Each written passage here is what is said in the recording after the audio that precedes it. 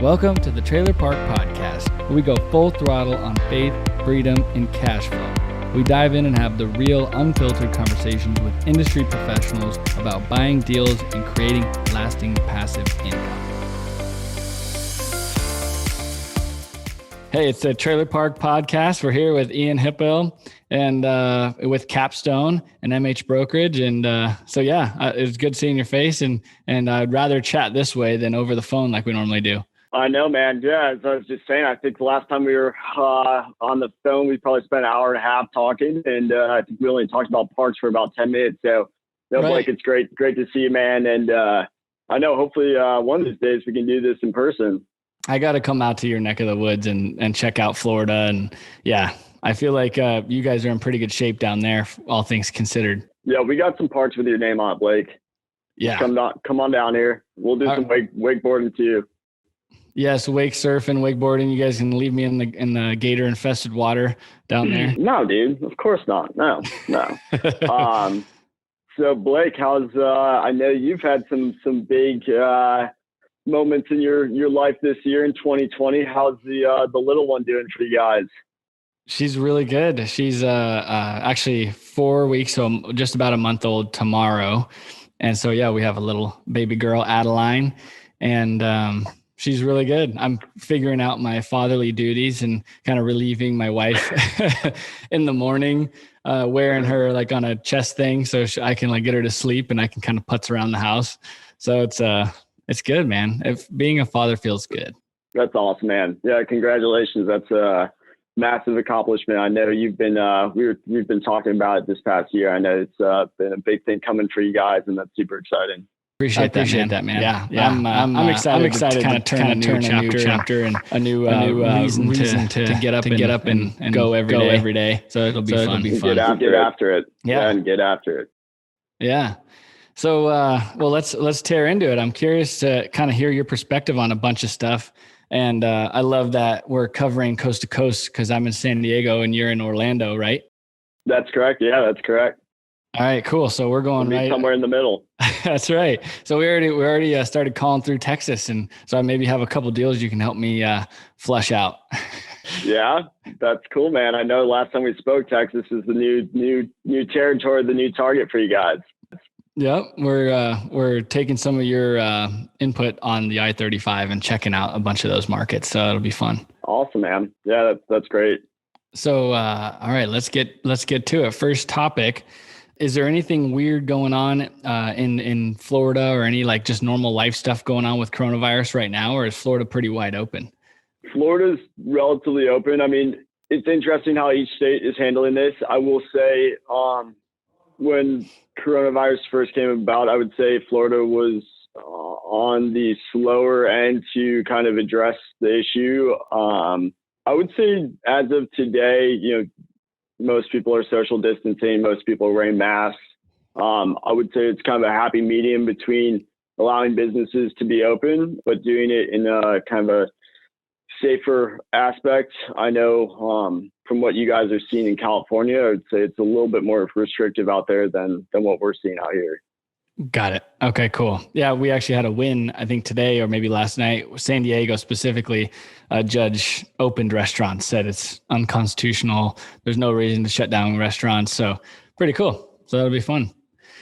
Yeah, that's awesome, man. I'm actually heading up to New York for the holidays, and they're kind of the opposite of Florida, and everything's shut down up there. And that was something that we touched on last time we spoke. And yeah, kind of subjective red zones that, are cross-border towns, and restaurants are and business owners are getting negatively impacted where, there may not be a true and thought out process on how it's getting handled. So it's certainly, I know it's a kind of a controversial topic and each person has their own opinion on it, but I'm of the mindset, let, the people kind of make the decision and have them kind of handle it how they feel fit versus being told what to do.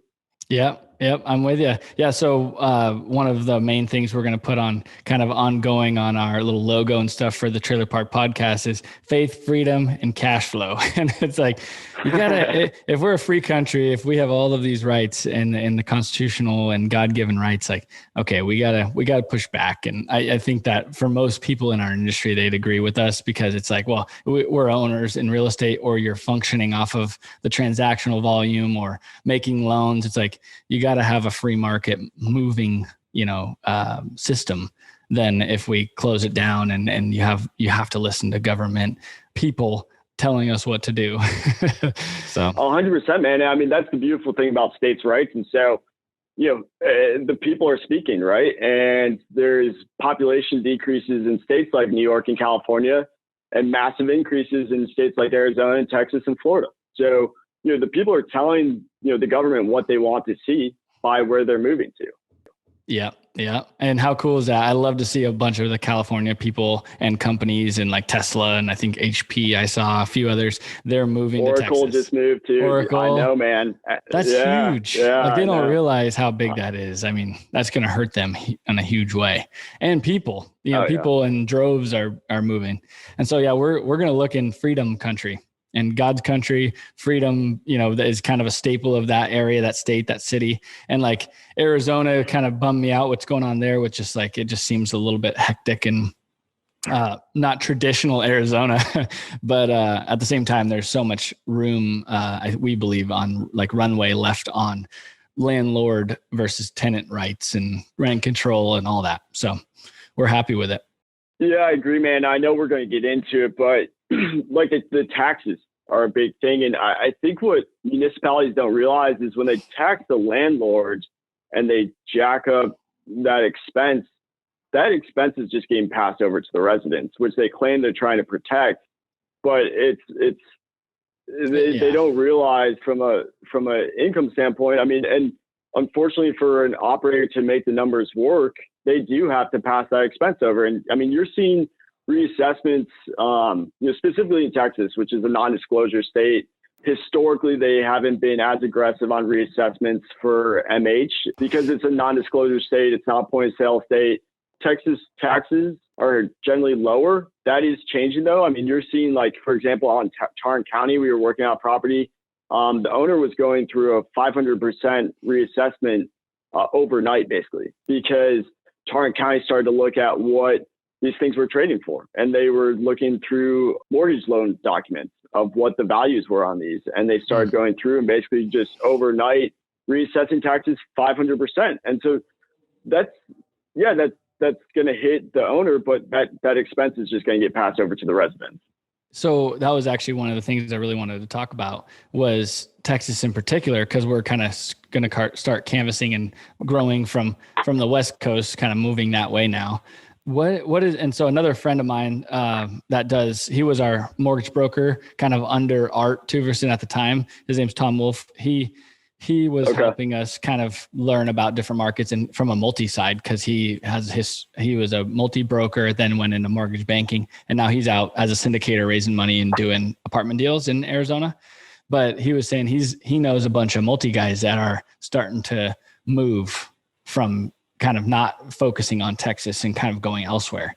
So have you heard that because of all of that reason of reassessment? Interesting. So you're hearing that multi guys are avoiding Texas because of the potential reassessment? Yep. I haven't seen that in MH. Most recently, we had a 288 site deal on the market in Houston, received a ton of activity. Certainly not a lack of demand. I would say Texas right now is probably one of the most competitive markets. Right. But I have heard multi is definitely more of a focus for the counties. I think word is getting out about MH. Again, historically, it's kind of been left behind. They assumed that with the stigma, there wasn't a ton of value there, but word has certainly gotten out. So it'll be interesting to see. I don't think there's a concrete answer on how to handle the reassessment. It's not like in Florida where it's point of sale. It's based on what the sale price is. It's very cut and dry. You know what you're going into year one. Texas, you can get away without seeing a massive increase. Now, granted, they do reassess every year, but it's whether or not they want to dig in and truly try to find a value of that asset. I have heard in some really aggressive counties, specifically Austin, they're hiring appraisers to go out and reassess your property. Now, they'll spend thousands of dollars. That was what I was wondering, if mobile home parks specifically, because we're owning the land and the infrastructure and not the above ground improvements, is maybe like a kind of a weird blind spot in the mechanism of, because if they're assessing the property, are they assessing the property and what it would be trading at, or is it land value? From my understanding, they're looking at from a income producing asset, and taking a look at what the income is and where the comps are trading at from a cap rate and price per site standpoint, and reassessing you from there, not just what the land is worth. Interesting. So there is a minor risk there. Like, you would agree on that if you were looking to buy in Texas. Yeah, I think if you're going to get into Texas and you're not familiar in operating in those counties, I think it definitely makes sense to do your research. Try to connect with maybe some owners that already have their footprint there, what they're hearing, with their ear to the ground of what's going on with the reassessment, because each county is going to be different. Some counties are not as aggressive. Others, they're looking to squeeze every dollar out of you. Got it. Okay. Interesting. Yeah. We'll have to, I think there's a couple of attorneys that are in the MHI and different associations that we can kind of reach out to, start to get familiar with. But I'm still bullish on the general market conditions of Texas. I think that there's a lot of room left on rents and things, and a lot of growth going on and all over. I think I've heard of a bunch of people moving there. Same thing with all of those types of places like Boise and Idaho. And actually a couple of people have mentioned South Dakota being hard on the map now because of how they're digging their heels in, not putting up with any of the crap. The government. Yeah. So it's cool.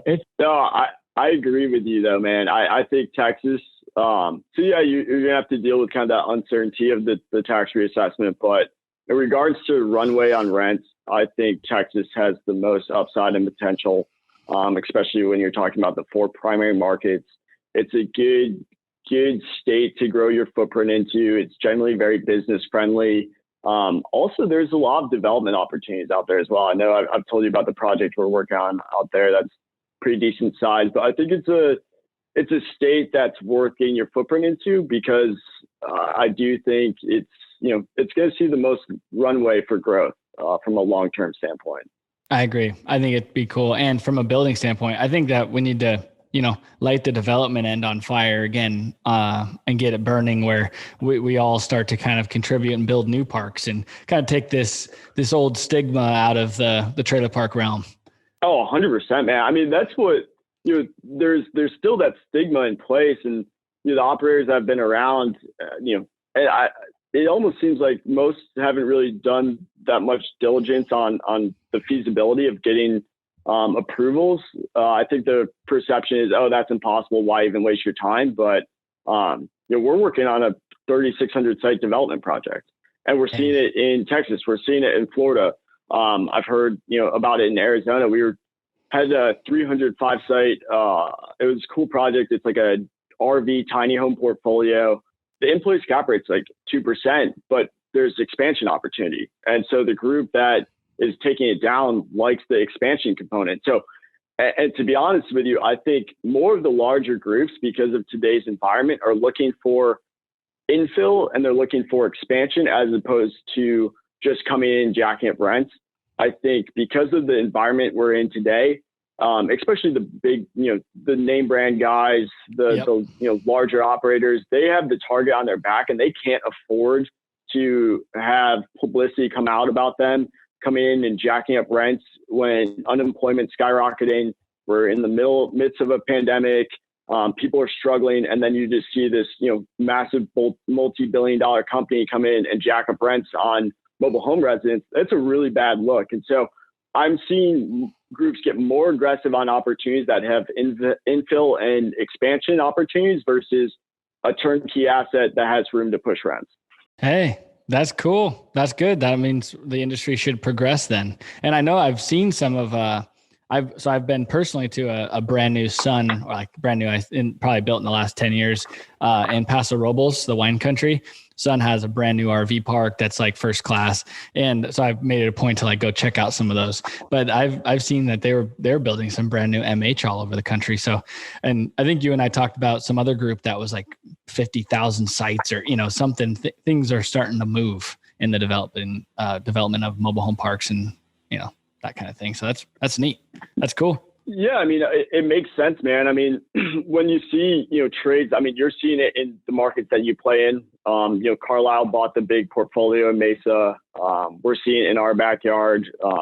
Northwestern Mutual purchased an asset on the East Coast of Florida for like $180,000 a site. And so when you see those transactions in the right markets where rents are justifiable, I mean, it makes sense to develop when you can, you're all in construction, maybe kind of in that 40 to 50K a site, depending on what you want to do from a amenity standpoint and how much density you want to get in. But regardless, if in that, even if it gets up to 60K a site, you can still, depending on the location, market, and the quality, I mean, you can easily double or triple your money. And there's not many sectors that you can do that in. So, and to be honest with you, the infrastructure is super easy. Oh, yeah. Yeah. And yeah, it's not, and at the end of the day, like these multifamily projects that people are building, like we have family friends that build in San Diego and they kind of what we modeled our business off of, but they're starting to get into like the mid to high rise stuff. And I mean, they have to perform at like $2,500 rents. I mean, it's crazy. Maybe even more, 3,500. It's like, man, that's a whole new ball game. Then if you could build a nice manufactured home community or prefab, everyone's trying to go prefab, and push that and even sell the homes for 100, 150 grand, you can do well. So, yeah, of course, man. And the thing that I don't get is, municipalities like to, there's nothing better for a politician to show that they're in favor of providing housing for low income. Why are they pushing back on approving manufactured housing development? It doesn't make sense. There should be an incentive. And with more supply, that causes, the inability for a group to come in and just jack up rents overnight because the customer has more options if there's new supply in that market. So it seems like it's a win-win for everybody. But again, there's this stigma that just seems to be holding back the asset class. And but I do think we're trending in the right direction. I know Ben Carson was making a lot of headway in our space, which was exciting to see. And again, I think when you're talking about groups like Carlisle and the REITs of the world and Apollo and Blackstone, who are aggressively bullish on the asset class, and they need to write decent sized checks, right? I mean, they're not interested in a standalone $20 million deal. For them to get out of bed, I mean, they need to be 50 million plus, and there's not a lot of opportunities in MH. So, but if there's new supply, then they have the opportunity to stroke those checks. And so I think they're the ones that have the influence to change the minds of the politicians. And so I think, in the next couple of years, when they're having a more difficult time to grow their footprint because there's less and less opportunities, I think you're going to start to see more pressure in approving these manufactured housing developments. Yep. And I think that we're going to be able to pretty easily turn a new leaf, show them pretty pictures of, hey, these homes and things, this isn't a standard mobile home park anymore. Like they can look like little single family homes or whatever we want them to look like. We're going to do some fun stuff in Arizona with shed roofs, kind of that modern mid-century look, with singles. Oh, that's awesome. Just start playing with stuff because it's really not that expensive to change a couple of things on a house. And do 9-foot ceilings, which make a big impact, and just spend maybe a little bit of time and effort, designing a couple of good changes that we can implement across every home we floor. And I think it's got the potential to really change the game of each of the parks that we do that in. So it'll be fun. So that's awesome, man. Okay. So how was your 2020? And then in comparison to like the last couple of years, what did it look like and feel in comparison? Yeah. So, I mean, when COVID first hit, I think everybody was like, oh, what's happening here? And, the capital markets froze up for a little bit. And if there's not debt, then deals get put on a halt overnight. And so we unfortunately had a good first 2 months, but we were like, this may be, our pipeline the rest of the year. Fortunately, the capital markets came back around. Fannie, Freddie stepped up. CMBS, sat on the sideline for a while, but most of our inventory was qualifying for agency, so we were able to get a good amount of deals done. I was looking at our numbers before we hopped on call, so we're about to close. We've got 2 more closings, so we'll be in about 500 million for transactional volume this year. Okay. Do roughly about 10,000 sites through 80 parks in about 25 different states. And the year before, we did about 350 million. So wow. We increased our transactional volume about 150 million this year. That's huge. We saw some really aggressive pricing. Yeah, and there's some opportunities where pre-COVID we had on the market where we couldn't get to move, and kind of revisit during the months of from March to kind of August, and groups were getting pretty bullish on it. So yeah, we didn't see. We actually saw improvement in the asset class.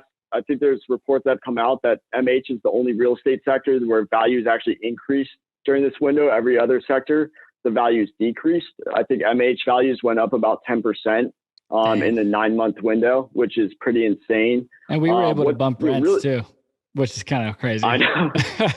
I know, man. Anecdotally, I've heard that portfolios have actually improved in operations and collections over this time period. And home sales have been really strong. I know you said that you guys are seeing really strong performance on the home sale side, which is awesome to hear. And again, I think it comes back to, what has always attracted people to enter into MH is the storyline that it's recession resilient, right? It's regardless of how the market is doing, there's going to be demand for the asset class. But that's always been theoretical for most because, it's basically been since 2008, 2009, where we've seen a recession. Most groups that are active weren't around in the 08, 09 period.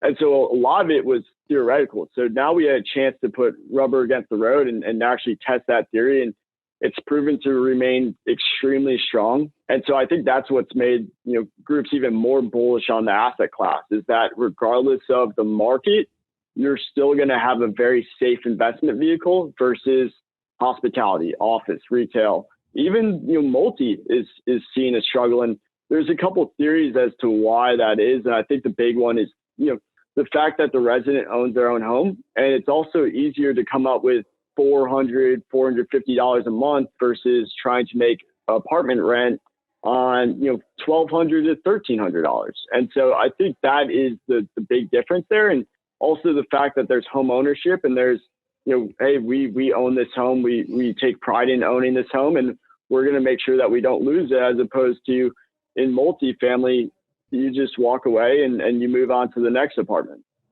I couldn't agree more. And then also, like, where are you going to go if you like your park? Like, why would you go to the park down the street? You're not going to get anything cheaper. So you'd really just be kind of moving around in mobile home parks if you're at that price range. And I also think that our industry, for the first time in a while, is seeing a little bit higher credit worthiness in our tenant profiles. So to where we're getting into some like selling homes on like a credit human versus 21st mortgage, and kind of getting some new flavor or, different types of people that are interested in the new home product. That is nice. And like you said, at the end of the day, they're paying an all in of probably $900 a month. So for your communities in Arizona, if you guys are selling a home right now, what's the general type of customer profile that you sell a home to? It's going to be around 650 credit score. Okay. I'd say majority blue collar or retired, some type of retirement story. A lot of like people from the Midwest coming down that are retired from this or that, and wanting to either maybe started out as a second home, but then now is where they live. In our blue collar parks, it's mostly industry, construction oriented jobs that really, like the senior and family parks have kind of had the same little bit of movement of like 1 or 2% of people actually having some type of struggle because of coronavirus, but it was literally 1 or 2%. It was very small. And then the only issue we really had was the whole eviction moratorium where we couldn't evict. So some people, maybe another couple of percent, they didn't pay for 3 months because they thought that they weren't going to have to pay at all. So we were that's the only thing. But they were told that they couldn't be evicted. Yeah. So it was just like the couple flimsy people that we had amongst the, every deal were pushing us on that. So, but yeah, it's I'd say lower credit because we always seem to have to do 21st mortgage on the home sales. So that's, I'd say historically what's been going on. But as of now, we're kind of getting into, gonna go out to like a manufactured home broker for the lending options because they are coming in with like heavier downs, higher credits and even 700 plus on some cases. So we've actually been selling homes quicker, closing quicker. Some people coming in with cash, just like a bunch of new stories that historically we haven't had. That's awesome, man. Yeah, that's super cool. Do you think that's an influx of the population coming to Arizona because it's seen so much growth, or do you think people are wanting to move out of traditional multifamily and they want their own space? What do you point to the catalyst of that? So I do think the low interest rates in general causing most home purchasing to be really expensive in Arizona. Like it's quickly going up with the rates on single family where they're at, and then rents in multi.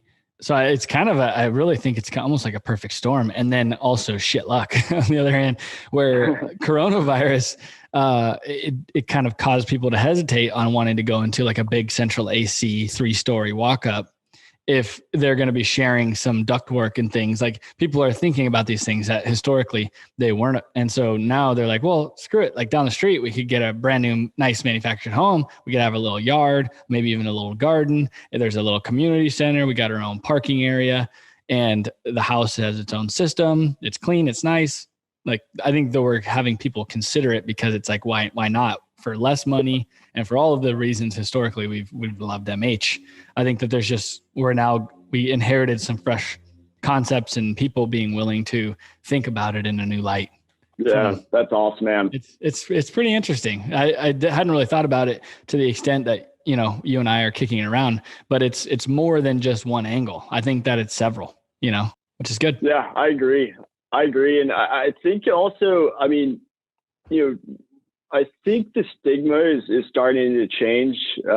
It's funny, you talk to friends now and they're like, oh yeah, I've heard about mobile home parks now. And I think I saw an article in Wall Street Journal or Wall Street Journal. Yeah. Or Forbes about somebody buying a mobile home park or something. So word's starting to get out a little bit. And I think when customers start to see the type of homes that they're buying, it's not the trailer that they envision. It's, wow, these things are super nice.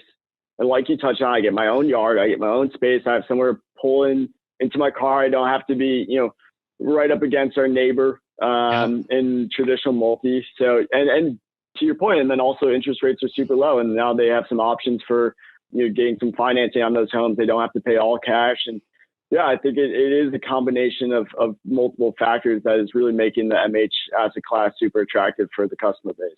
Yeah. And I mean, you can take your dog out, like little things you don't really think about, but like living in an 100%. apartment's a pain in the butt when you have a dog and you gotta take your dog out every morning. It's like, things you don't think about, but it's like, oh God, this kind of solves a lot of problems, So 100%, man. Yeah. 100%. So yeah, I think it's time for all of us to kind of double down, go all in on the space from an operational standpoint. And that's what we plan on doing. We're actually going to do some supplementals on a couple of value add deals and get some cash to where we can kind of finish implementing some of the upgrades that we want to do on the common areas, and should be fun. That's awesome, man.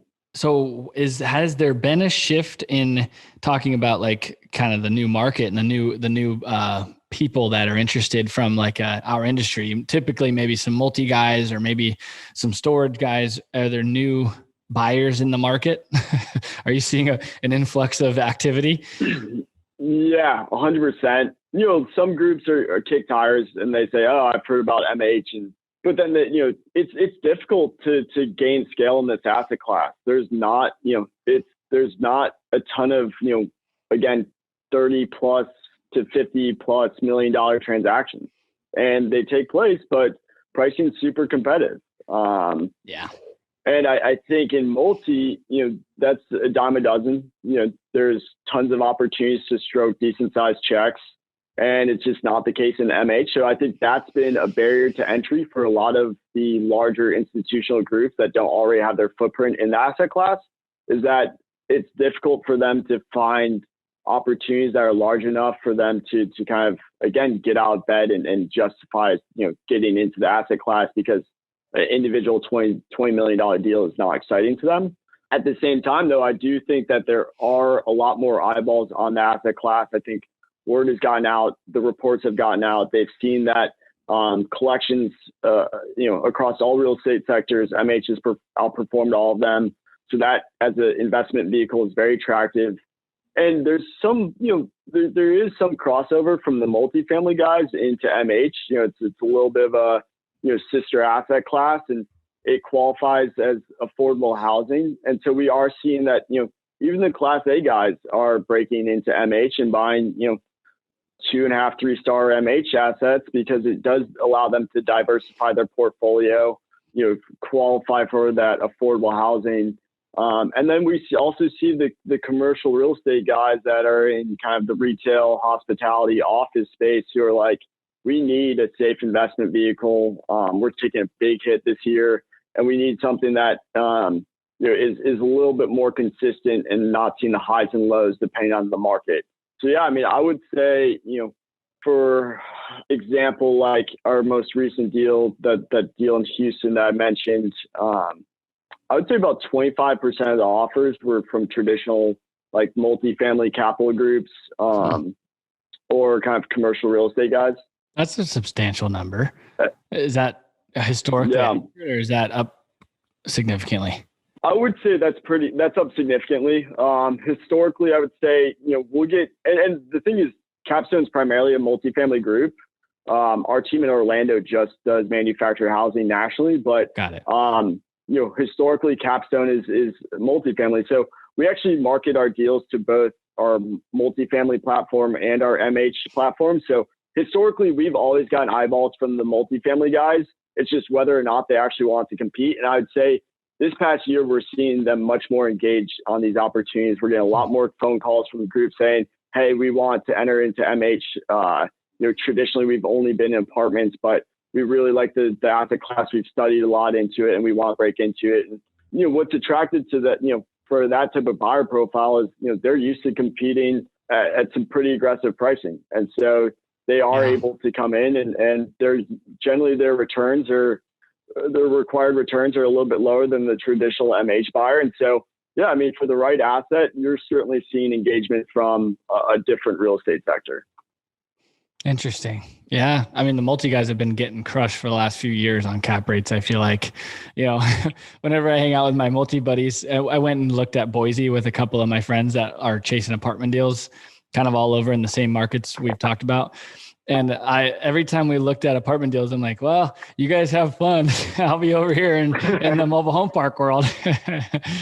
And so, like, because there's just everything, and they have to work their butt off to get the rent increases and things that, we kind of are more relatively normal in MH, so, yeah. It's so fun, man. We always say underwriting apartments is more scientific, and underwriting MH is more of an art form.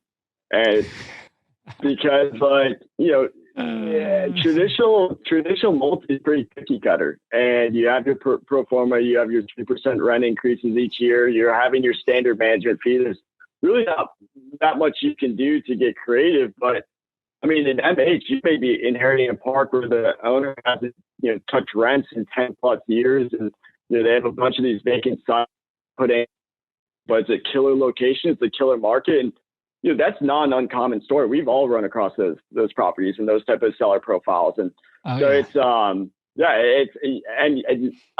you don't see that in multi. So yeah, I think there's a ton more meat left on the bone in MH. There's groups will buy at, non-cash flowing assets, and they'll get competitive because they know relatively quickly they can do a solid lease up and there's a ton of runway for rent, and they see the long-term hold and they see the factor that there's not going to be another park that's being built down the road from them, as opposed to in multi where they're popping up everywhere. So yeah, from that kind of thesis standpoint, it allows groups to get a lot more creative in MH versus apartments.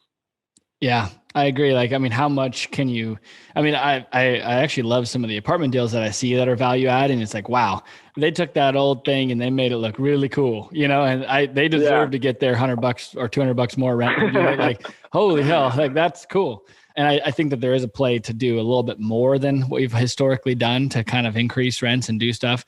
And I'm with you. We actually bought a few deals in the last handful of years that were significantly like couple $100 under market.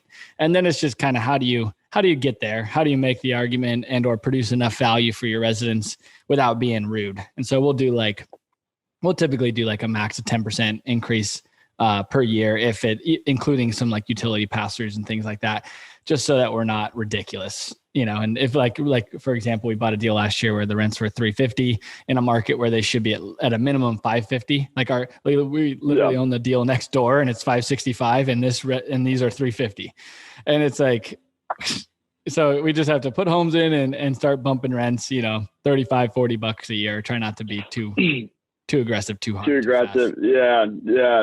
And I think that's the correct way to do it. I mean, it's to each their own, and each group has their own theory on how to handle rent increases, especially if they're inheriting an asset from the traditional maybe local owner who historically hasn't pushed rents and they are well below market, and there is a true story that they are well below, but you're still dealing with a customer base that historically will live paycheck to paycheck, and you have to be sensitive to that, to not just pull the rug from underneath them and increase their rents 200% overnight, even though there is a market story there. So yeah, I think if there's any ways you can show improvements to the asset, whether it is bringing new homes or redoing the roads, putting a new sign in, maybe offering to do some skirting in the around the park, and yeah, showing that you're reinvesting into the community as opposed to just overnight pushing rents $200.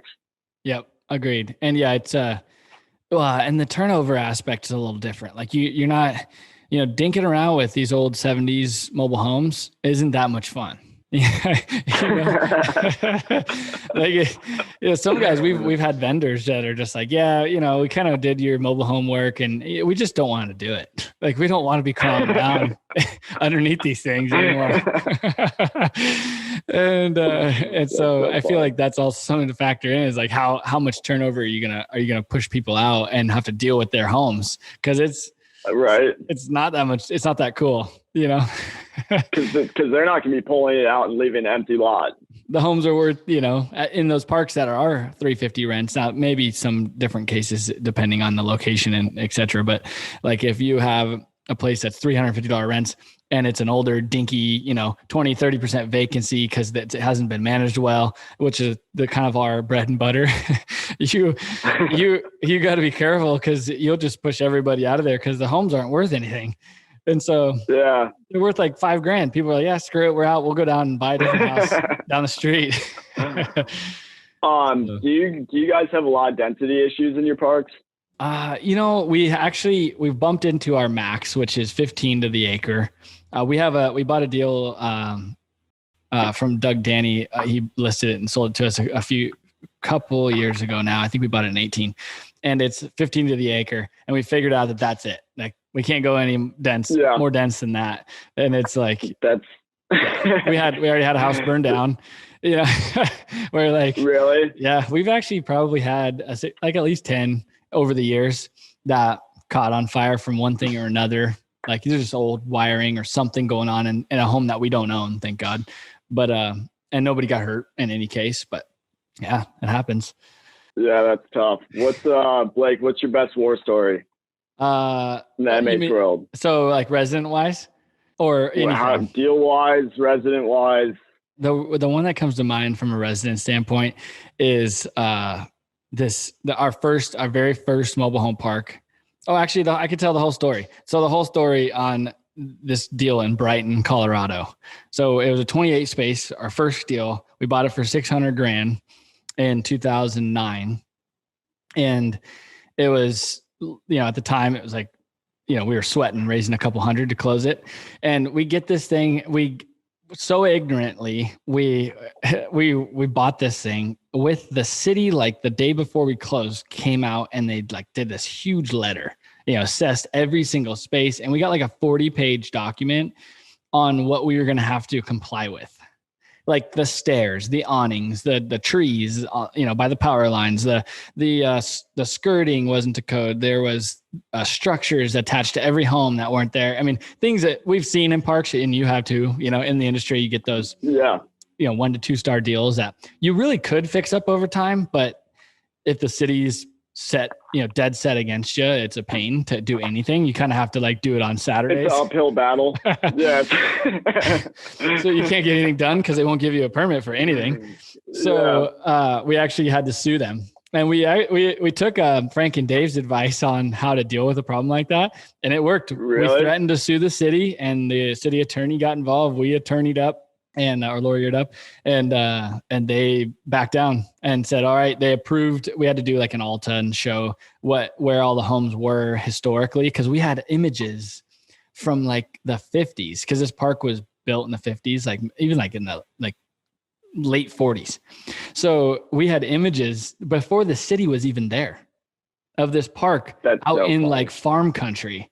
And so they finally kind of backed down, but we had some interesting cases of weird family, incest, residents and things going on there. Like we got rid of this one resident that we had worked on to get rid of for a long time. That, we did not unfairly, but it was like the right case that you needed to build, because we could tell that they were hurting the park, and their kids were the ones breaking stuff and, like literally throwing rocks at our cameras, like that kind of a thing.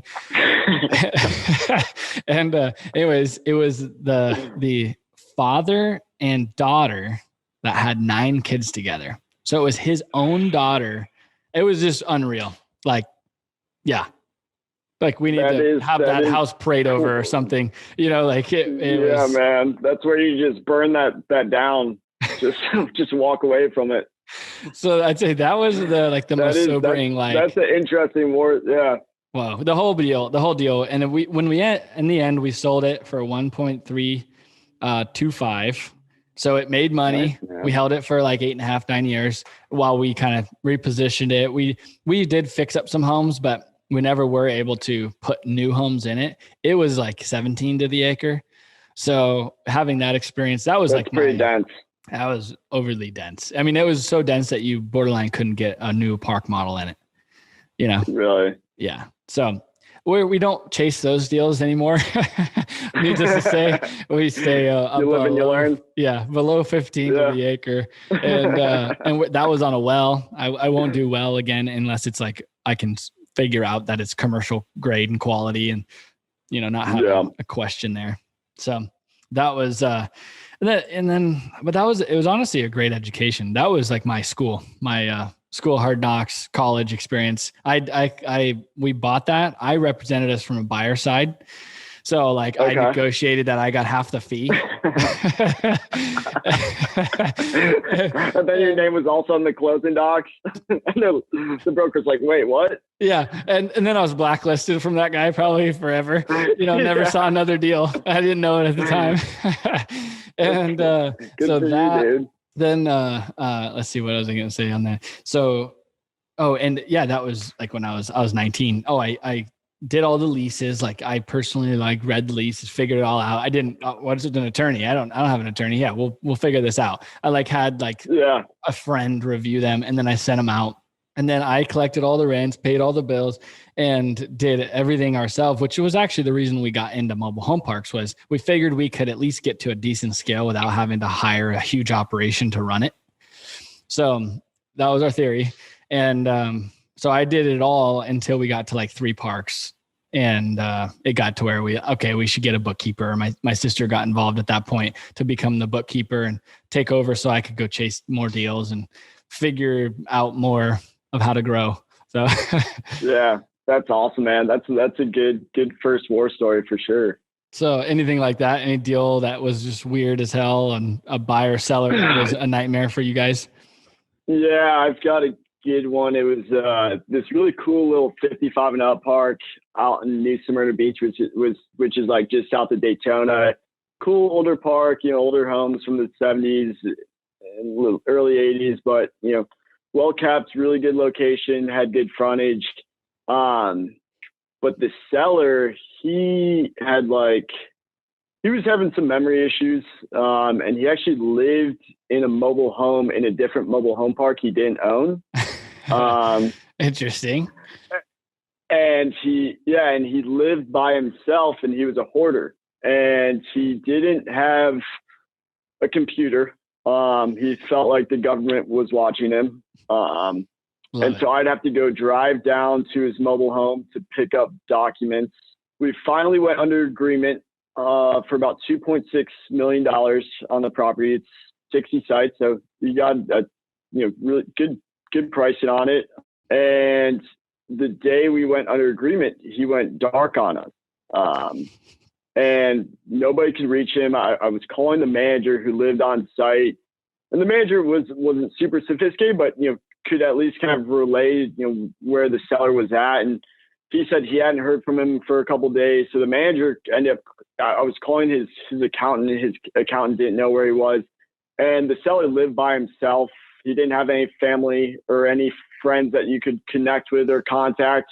And so he didn't have a cell phone either. So completely off the grid, basically the day that we went under agreement. And eventually the manager called the police because they thought maybe he had passed away. And it just turned out that his landline went out. And because he didn't know anybody, he couldn't call anybody. He didn't have he didn't have my phone number on file, so he didn't know who to call. And so we went down there. I drove down to his mobile home. I bought him a cell phone. I tried teaching him how to use the cell phone. That's dedication right there.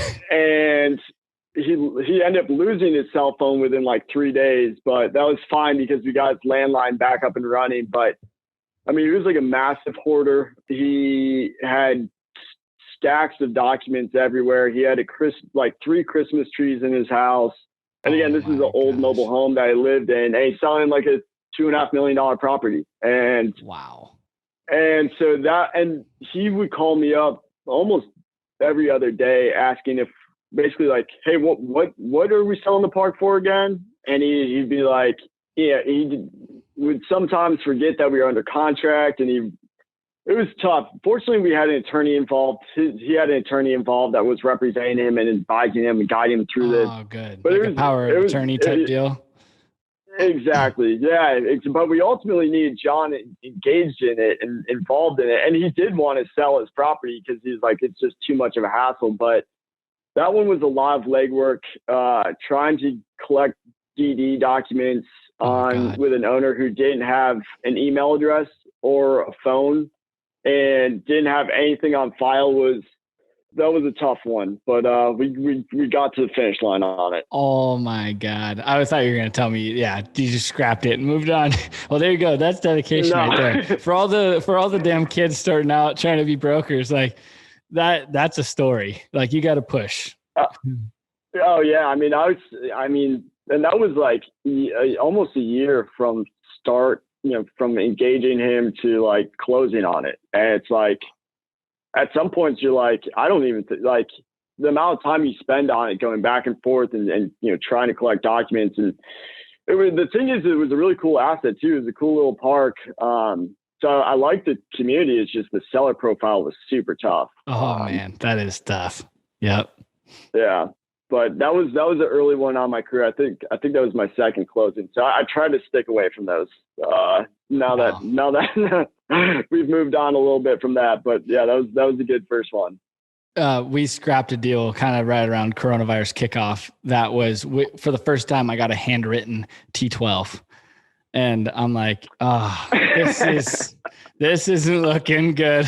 To get a loan on it and everything. We were going to have one of our guys here input and create a T12 off of a handwritten T12 so that we could submit it for lenders, information. And I'm like, we've seen those before. We scrapped it. It was just like the whole process. And the seller was like, she inherited, she was second generation, really difficult, thinking we're screwing her, even though we're in escrow. Like, it's like, yeah, you know what? I think we'll move on. It's so funny, man. Yeah. The amount of personalities you deal with in this business it's interesting, especially since the life of these deals. I mean, like I said, they can take 9 to 12 months, and you're interacting with this person that is so volatile. And, one day you feel like you're gaining momentum, and then the next day they think you're betraying them and trying to pull the rug from underneath them. And yeah, it's you need to have some patience and keep a level head. Yeah, I actually love the broker function because of that, because I'll get pissed off. I'm like, this is a waste of time. I'm out here. So I love to be able to like have like a buffer to communicate through, because it just trying to go direct. I've learned that the hard way. Like it's not fun. Yeah, man. It's you kind of have to. Broker's job is to take as many punches and kind of walk each party off the ledge. And it seems like every deal there's some sticking point where you think it's all of a sudden going to fall through and it's not going to move forward, and just trying to get it's generally egos and emotions are what kills deals, and not actually material items on the property. Like I couldn't agree more. And I think that there's just something magical about the dynamic of like you being able to say, hey, the buyer really wants this. How do we work on that? Whereas like if I'm having the discussion direct and she's like, no, I don't have it. I'm not going to give it to you. Like, nope. Yeah. And like, I don't know what even you're talking about. It's like, oh God, how am I going to do this? So yeah, it's so funny. Okay. So that's actually a good segue into when you're working with either new buyers or like, how would you suggest, even for guys like us, we've done a significant number of deals, but every deal, like you said, has its nuances if we're tracking deals, because now we're trying to get into where, obviously we make a bunch of offers. It takes time to get a deal under contract. Obviously, when it's listed, it's another thing, but that's a whole different story on the success rate. Like there's a lot of competition. So we can't always depend on being the winner of a deal. So if we come across deals and maybe even like warm leads from different angles, how do you suggest we get from that warm lead, let's say a deal that maybe they have a head turn on, like, oh, we would consider looking at an offer, to closing? Yeah, that's a good question, man. And again, just from my standpoint of how I gain traction is meeting owners and sitting down with them. It's making that commitment to go fly out wherever they are. Maybe you go fly out to the property and then fly out to go see them. And it shows a level of commitment. It shows that you're not only willing to spend money, but you're also willing to spend your own time. And I think a lot of owners appreciate that, because I mean, especially for the assets that are quality in the strong markets, that are kind of the individual one-off owners that don't have large portfolios, they're getting hammered with phone calls and mailers every single day. And to differentiate yourself, it's the willing to make the trip out there to go see them, which not many people are willing to do. And so if it's a property you like, and I have a couple buyers that we work with that, if it's an asset they like and the seller said, they may consider an offer, they'll be on a plane the next day to go see the asset and go drive through it, and, can turn around the offer really quickly. And so that, I think, is kind of the biggest momentum builder. And it generally shows that, so the there is a level of commitment. Oh yeah. Okay, yeah. Cool. And it just shows that you're real and you're not waiting, anybody can write up an LOI. That's not hard. Right.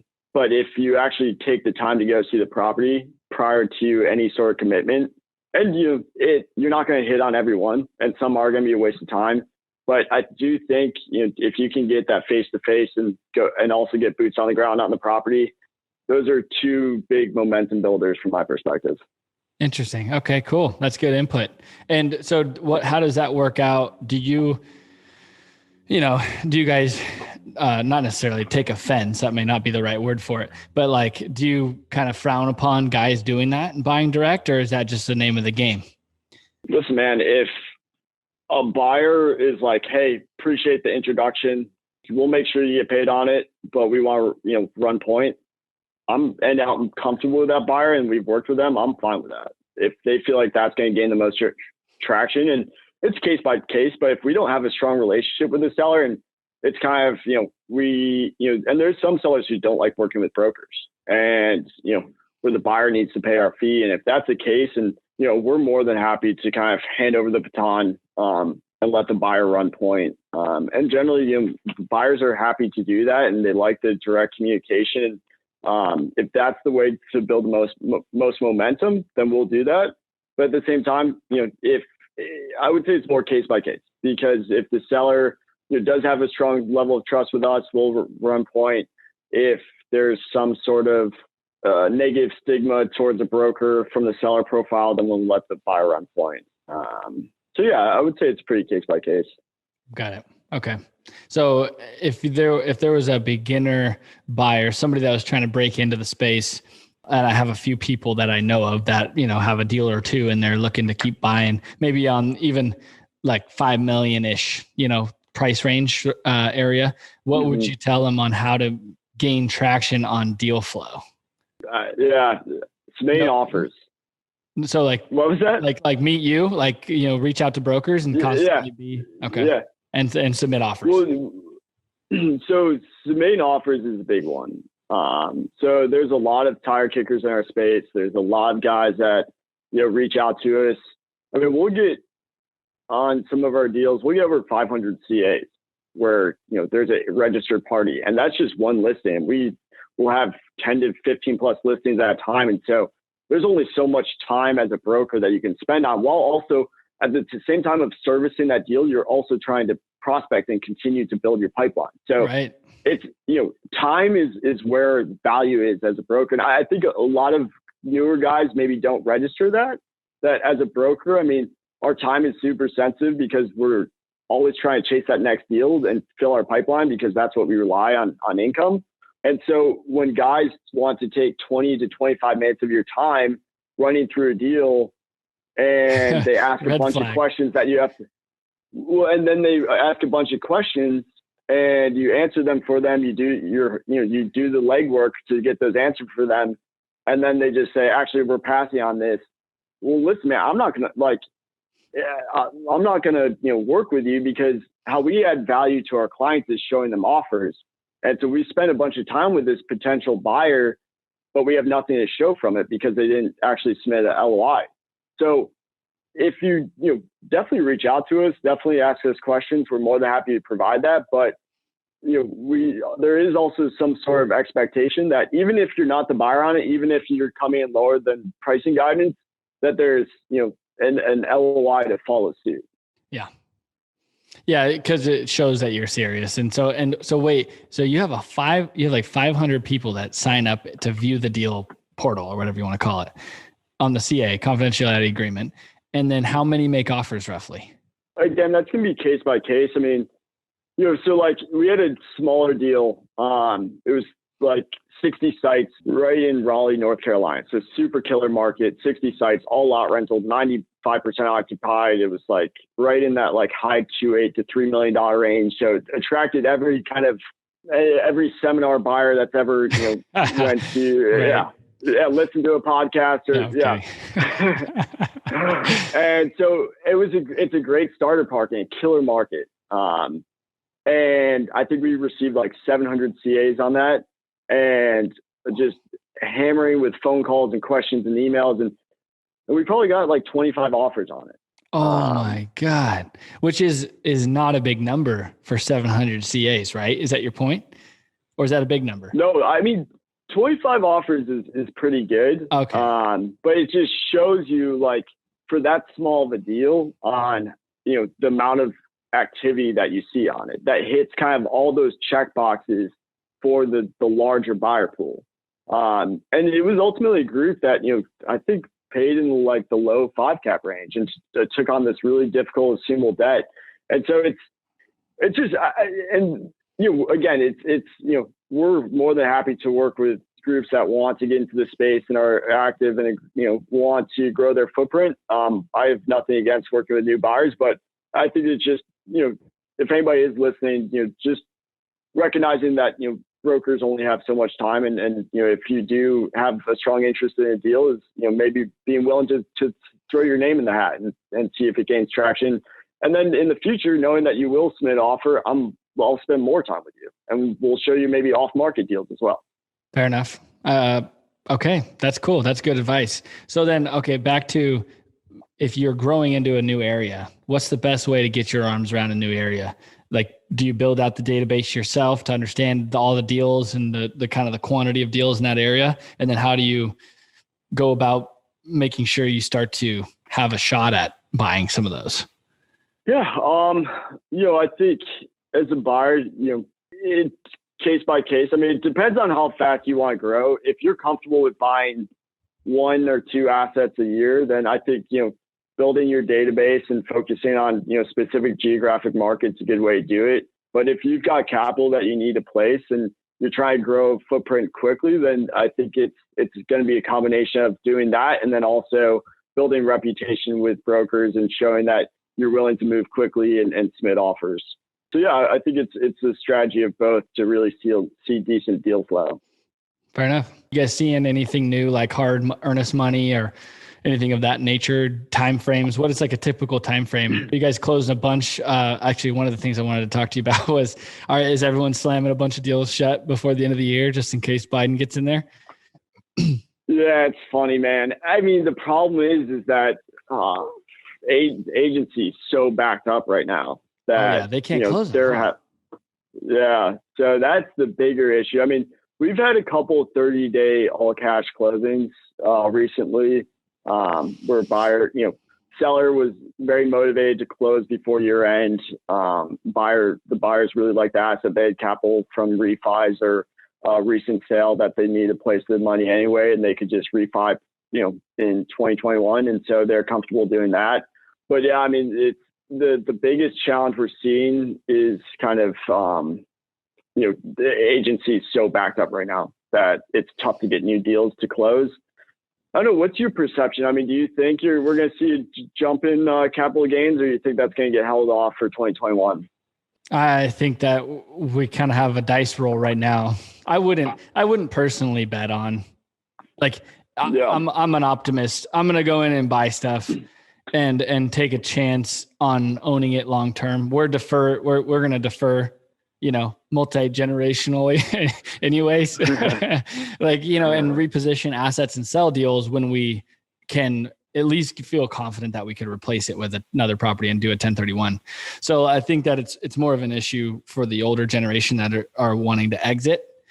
For most of the guys that I think I know and we know collectively that are still building, I don't know that that's as big of an issue. I think it was a great broker ploy for this year to button up a bunch of deals that maybe historically couldn't get broken loose, Yeah, no, we definitely, I mean, it was a legitimate concern. I mean, my thought is that, yeah. And my concern is, if for some reason there is increase in capital gains. I mean, we know, as you as a buyer, myself as a broker, to get these sellers who generally aren't super motivated to sell, but it's like, hey, if you throw me an aggressive offer, I'll sell. Now you're telling them that they have to give a significant more portion of that to the government. Oh, it's horrible. I mean, it's going to be tough to get sellers who are not very motivated to move. If anything, that's going to drive up pricing even more, is to help cover that capital gain spread. And they're going to be like, well, basically those guys that never raised rents are going to be like, you know what, we're going to raise rents $100, and then pitch it. I know. And then sell it. I know. Yeah, I know. So it's going to be interesting. I mean, because that's one of our biggest pushbacks is like, listen, we'd sell, but we don't want to pay the capital gains tax, and we don't think we can roll the asset into anything else because the market's so competitive. So we're just going to sit and hold on to it because what are we going to do with the money? And we don't want to pay the capital gains. And, if they increase capital gains from where it stands today even more, I mean, I think they're talking about 38%. going up to. I haven't heard that figure yet, but I've been kind of trying to keep my mind out of it. I think I saw an article that said about 38%. And so owners are going to be like, well, I didn't want to sell before. I'm not going to sell now when I have to pay almost 40% of my gross profit to the government. And so I think that could potentially really hurt the amount of transactions you see in the market. In 2021, if that takes place. Yeah. Interesting. Now, I've never really thought about it because I've always been a 1031 guy. If we're going to sell something, is there like a kind of a gut reaction you could give me for how many people cash out versus do a 1031 exchange? I would say 1 in 4 sellers that we work with actually do a 1031. Wow. Most people just sell, pay the taxes. Pay the taxes, yeah. They look for opportunities, but there's just not a lot of them out there. And the problem is that a lot of these guys, the reason they're selling is because they're seeing where pricing is today. And they can't. But they're coming from the world when they purchased their park for a 10 cap, and now they're not going to pay a 5 cap.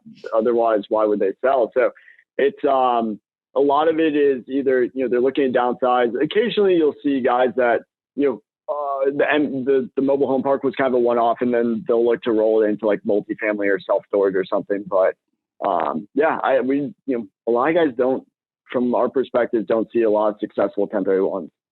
Do you like storage? Would you ever sell storage?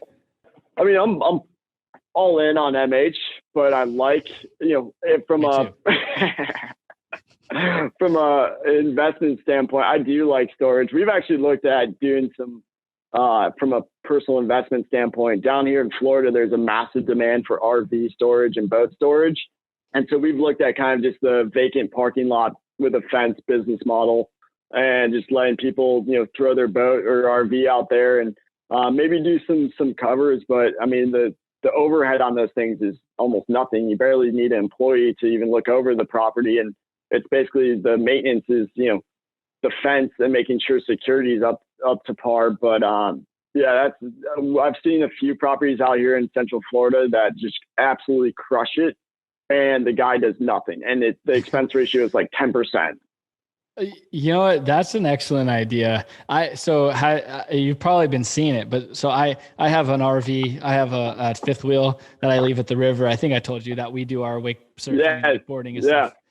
My wife and I grew up doing that. So it's like our version of what you guys have, but we have to drive a couple hours and, or do it in the bay here, but it's not the same. But the RVs, like literally you can't get an RV. Finally now RVs are coming back in stock, but like if you were going to go buy an Airstream, you can't find one. Everyone bought trailers. Like everyone like low key went full blown prepper. I know, dude. I know. I think it's going to continue to trend that way. I think this has been a big eye opener. I think a lot of people, and you're starting to see where people are more interested in moving out to the suburbs again, not living in the super dense areas. And especially on top of the fact that now there's freedom to basically work wherever you want. So it's a lot. And regardless, when COVID passes, I don't see employers having their employees go back into the office because they saw that they're productive. So now it gives this massive freedom to employees to basically travel wherever they want. And so you can work, you can basically take a 6-month road trip across country and, not have to quit your job. You can still work and, just park in an RV for the week and then go hit the next, hit the road during the weekend, go to the next spot. And I think you're going to see a lot of that. And so I like the RV asset class a lot as well. Yeah. The RV park was actually positioned way better than I would have thought, given historically, I've looked at a couple of RV deals over the years of like, there was one in Tempe we should have bought, but there's always some weird thing, it was like an environmental study that there was an old gas tank underneath it. And it was just like, our first RV deal. And it's got a big old tank under it.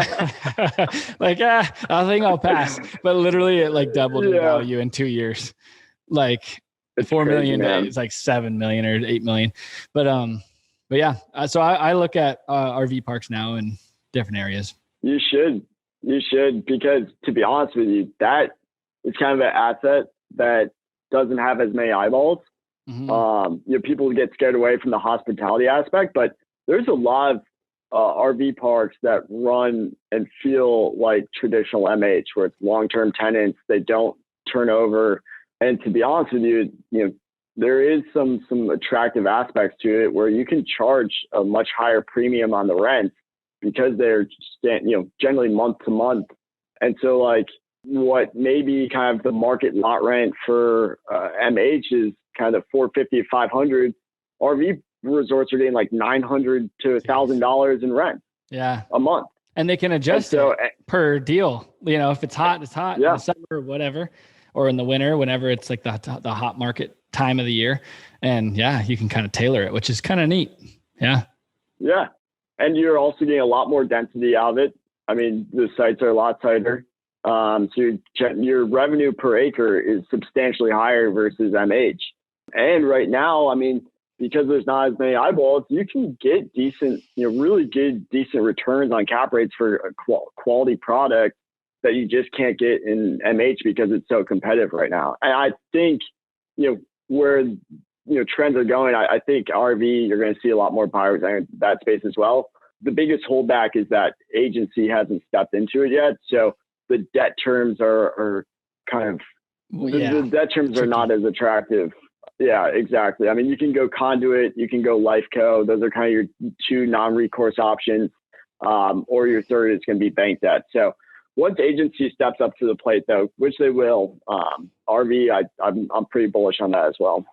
I'm with you. I think that's a cool deal. And also, like, I would recommend somebody like yourself playing if you're going to get into like family, you and your dad go buy some deals on the side, or, I know a bunch of brokers I've now had conversations with, and they're doing stuff on the side on deals that are weird, that they're like, oh, they know the seller. It's an interesting deal, but it may be a difficult story to pitch to your buyer pool. And it's like, you know what, let's put a couple deals together. Well, now you're in the management game. You could get in the real estate professional game. You don't have a state tax issue in Florida. You could play the depreciation game while it's still out. If they don't button that up, I'm hoping that it stays open, obviously. But even without, like, the depreciation on mobile home parks is insane. I know. I think that's a big item that's been missed for a while, but we're seeing more and more groups that are buying, and their equity is solely only interested in depreciation. I mean, there's a group that's buying like sub 4 cap deals just for the depreciation aspect. It's got old money that's all they care about. Exactly. Yeah, exactly. So yeah, we're seeing a lot of that. I know our boy Eli, that's his big thing, is the depreciation. Yep. The Israni family too. I'm gonna try to get Ahmed on here. And, you should. And Eli and all those guys. So yeah, I'm having John Sheedy on tomorrow, Art Tuberson on Monday, a few more guys next week. But yeah, I'm gonna try to get like most of the guys that would be, guys you and I bump into at the events. I want to get on first and then kind of dig in deeper, do some new guys. I don't know that a lot of the Texas brokers, a lot of the other guys that are in the market at all. And so I'm always interested to hear perspectives from every angle. So I'll have Art on, he's our mortgage broker, and he's trying to button up like 14 closings before the end of the year. Those guys are busy. That's wild, man. From the debt side, I know. From the debt side, being a mortgage broker in MH, that's a good spot to be in, because even if there is a capital gains increase, well, groups won't be selling; they'll just be refining, and so he's still going to see business regardless. Yep. Like, what a time. We're getting supplementals at break-even rates that we bought deals at the last few years. Like all in rates, even awesome. With the extra spread of it's like 120 basis points. I'm like, how did the math work out to where we hit the same rate, And they're like, honestly, it's wild. Like, so we're like, all right, let's see what we can get on every deal. That's awesome, man. That's awesome. So yeah, man. All right. You got I'm going to do one question, the same at the end to wrap up the conversation. So you have a hypothetical $10 million, and I kind of asked you this the other day, but I want to do a new iteration of it. So you have $10 million, and you're going to invest it all. You're not going to burn it on Ferraris or Lamborghini or a jet. You're going to invest it in anything, what would you invest it in? Like, what would your allocation be if you were going to just down in the deep?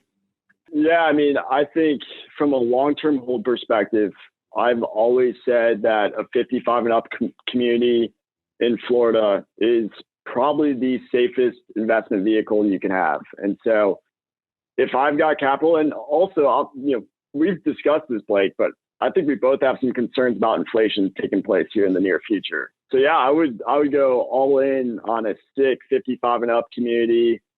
If I have to pay a premium, I'm comfortable with that, just from a long-term play standpoint, and just hold on to it. And from a 15-year window, let it cash flow. You have your 3 to 4% rent increases each year. But I mean, just from you're basically almost investing into a stock. But the thing is that from my perspective and my thesis, I think a 55 and up community is much safer than investing in a treasury bond. Oh man. And so, yeah, I would probably go all in on get 75% leverage by a $40 million park in Central Florida, and just let that coupons. Thing cash flow as is. Yeah, coupon clipper, man. All right, that's interesting. I love it. I was thinking you might be like trying to groom up a big heavy lift value add deal out there in Florida on the I-4 or something. No, I've got I'm looking at a RV development project down here. Right.